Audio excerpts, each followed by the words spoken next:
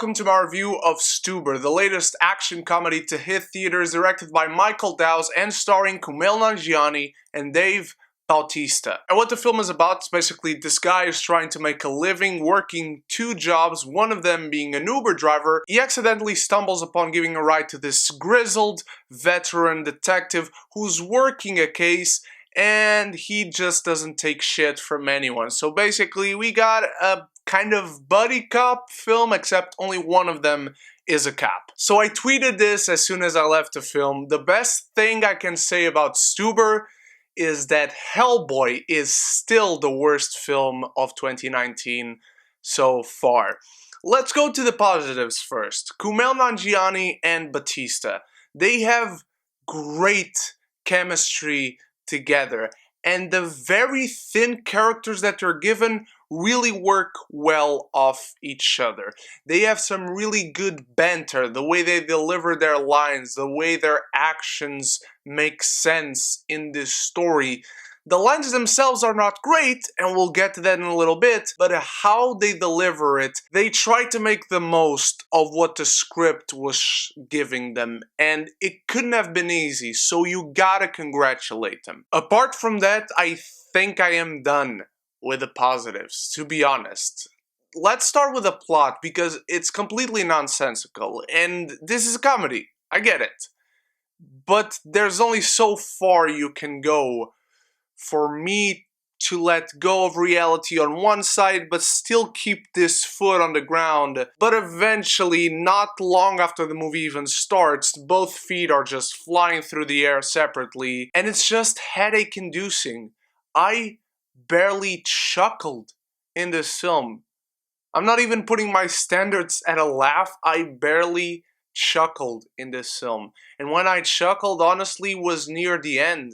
So for the most part, I was just waiting for this film, for the comedy to actually start. And just a quick side note, not that I think this makes the film better or worse, but if you're going to see this film for anyone else rather than Kumail Nanjiani or Bautista, be it Karen Gillan, be it the lady who plays Liberty Bell in Glow, I can remember the name of the actress, I'm sorry, be it for Iko Uwais, don't. And speaking of Iko Uwais, let's talk about him in two aspects. Number one, the action sequences in this film absolutely suck. Most of them are shootouts, first of all. People ducking and then going up and shooting at someone, and then ducking again, then going up, then shooting at someone. Most of them are like that. When you actually have people fighting fist to fist, it's just shaky cam, handheld, close-up, cut, and you can't understand what the hell is going on screen. Which was really disappointing because you have Dave freaking Bautista, the Animal, former world heavyweight champion, tag team champion, and you have Iko Uwais, professional stuntman and martial artist who was in the Raid. Why can't you just sit your camera still and let them go at it?